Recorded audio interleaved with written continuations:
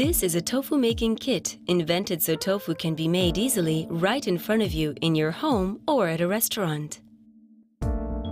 It is called a Banrai pot and is dual structured with outer and inner pots and comes with its own burner. Let's see how the tofu is made. First, 50 milliliters of water are poured into the outer pot, which is used to steam the contents of the inner pot. Next, the inner pot with soy milk is set in place. Cold soy milk makes for better tofu. Then, exactly the right amount of bittern, a concentrated solution of salts, is quickly added. As soon as the bittern is poured in, the soy milk must be stirred thoroughly. After stirring it about 10 times, the lid is placed on top and the burner is lit. Then just wait about 10 minutes until the flame goes out.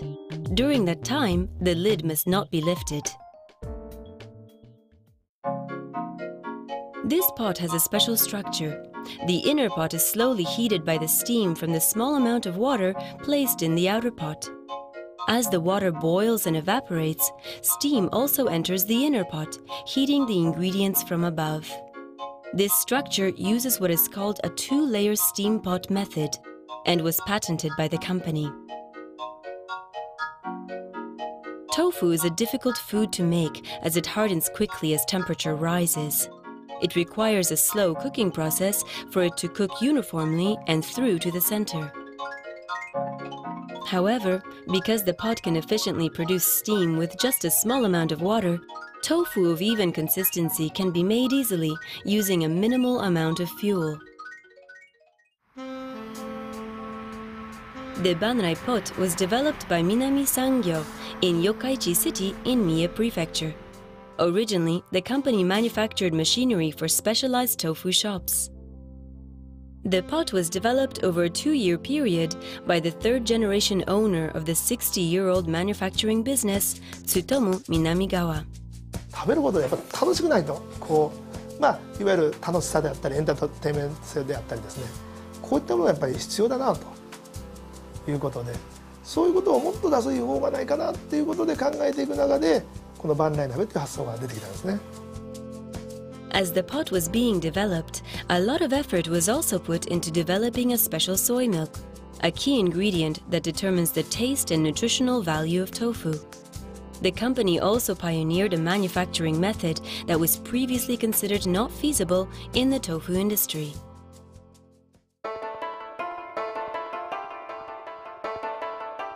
On the left is regular store-bought tofu. On the right is okara, which is the byproduct that remains when soy milk is squeezed out of soybeans while making tofu.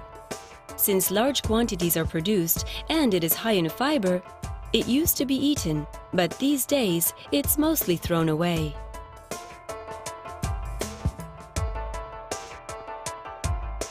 Over the past 20 years, the company has been researching a manufacturing method that doesn't produce any okara.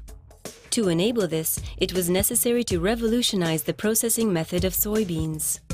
The company developed a method and machine to completely pulverize the whole soybean, including the skin, so that no byproduct is left over.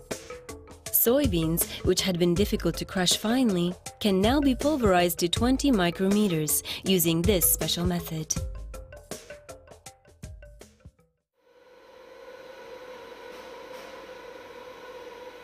This is the inside of the factory, and here is the machine that finally pulverizes whole soybeans.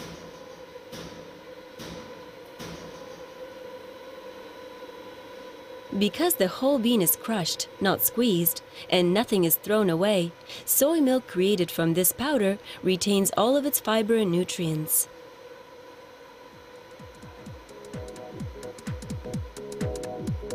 The powder consists of tiny, uniformly shaped particles that dissolve easily and create a smooth texture despite its high fiber content. 大豆は油分が多いものですからそんなに細かくならないんです。それと、細かくした時にですね、油を出さないようにして凝固性も良くするっていう方法がある。その粉砕方法とそそれからお豆腐を乳化させて混合させる方法、これが肝がありまして、この辺を改良して非常にコクのある美味しい豆腐ができる、あるいは豆乳ができる技術を今作ったんです。The company pays extra attention to the soybeans it uses.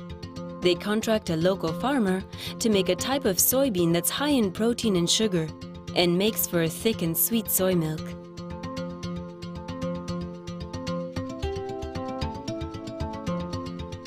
At first, repeated trials were conducted using a stainless steel pot. However, the company found that a metal pot lacked an intended sense of warmth. That's when there was an idea to use local bankoyaki, a renowned earthenware with 240 years of history. The company started a joint development with a bankoyaki kiln that has been in use for a long time. After much trial and error, they finally created the Banrai pot. Bankoyaki is known for its lightness and superior heat resistance. The earthenware was originally for daily use, practical and comparatively inexpensive. Here, the outer pot is released from a plaster mold. The clay used to make the outer pot contains more of a material called petalite than conventional bankoyaki. Petalite has a small thermal expansion coefficient. Because of this, the clay has high heat resistance. As the pot is meant for home use, much emphasis was placed on its safety in preventing accidents in case it's heated while empty.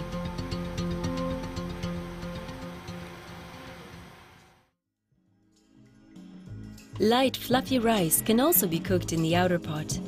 The outer pot has the same heat-conducting properties as an earthen pot, which brings out food flavors.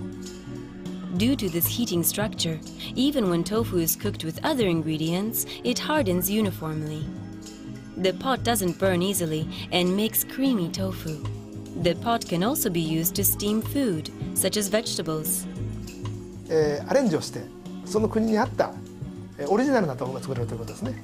プレーンな豆腐だけではなくて、先ほど言いましたように甘い豆腐とかですね、鮮やかな豆腐とか色の豆腐とかいろんなものをバリエーションがいかようにでもできますから、ここは一つ大きな強みだと思います。Here are two different kinds of tofu desserts. One with a pickled cherry blossom topping, and the other topped with maple syrup, chocolate, and a cookie. Since tofu is a healthy food, these desserts are a big hit at demonstrations overseas, and the pot is gathering attention for its versatility.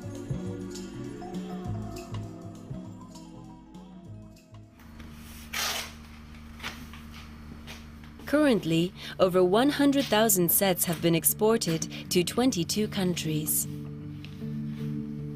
Also, because the soy milk has a long shelf life of 270 days, Banrai pot-made dishes have become popular at a Japanese-style restaurant in New York. The idea for the pot and its ingredients came from the decline in demand for commercial tofu machines. To save his business, the third-generation owner found this niche and unique market and started development so that handmade tofu could be made around the world. The Banrai set, created by a tofu specialist, makes it easy and fun to cook delicious authentic tofu right at your own dinner table.